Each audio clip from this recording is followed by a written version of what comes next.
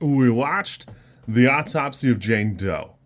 The Autopsy of Jane Doe is a 2016 supernatural horror film directed by André Øvredal, and it's also his first English language film, starring Brian Cox and Emile Hirsch.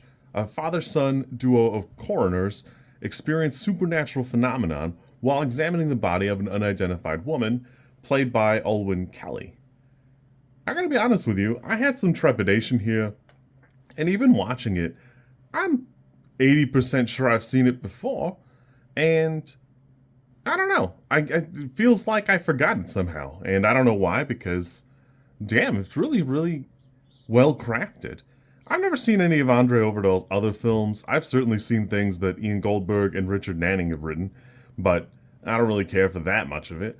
But this really stands apart. It really is. It really is crafted with something different because you can see all of the little facets really shine. Overall, the whole thing fits together because of the tiny details. Just go look at the clock throughout the movie, or anything that like comes up as like a minor detail, because the camera cuts pretty directly to it, but you don't understand who the unreliable narrator is until way later in the film, even though it's spelled out pretty clearly for you if you go back and watch a couple clips. Hold on, I'm so sorry.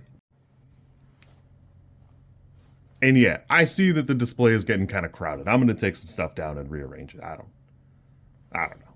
I just let it grow until it becomes unmanageable. Above and beyond everything else, Øvredal said he set out to make a horror movie, so he found this script pretty quickly and then decided to really dig in. And you could feel that he really cared about making a good product and something interesting. One of the better choices that he makes is to use an actual actress as the Jane Doe here.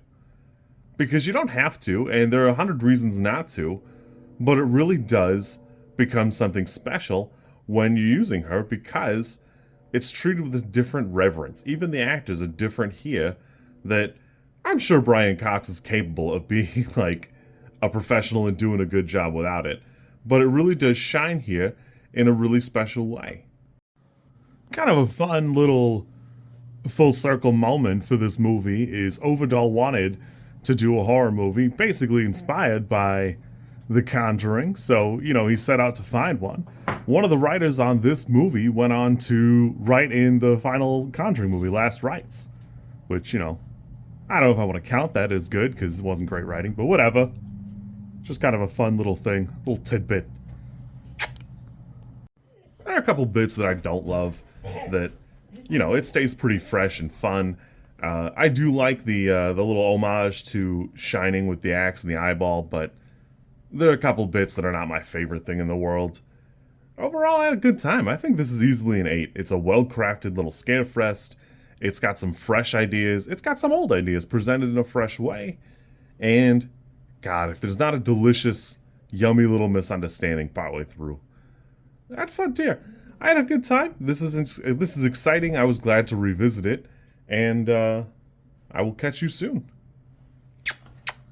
If you like this content, I'm supposed to ask you to like, comment, and subscribe. I think like is here, and comment is probably down there, and subscribe over there somewhere too, I think.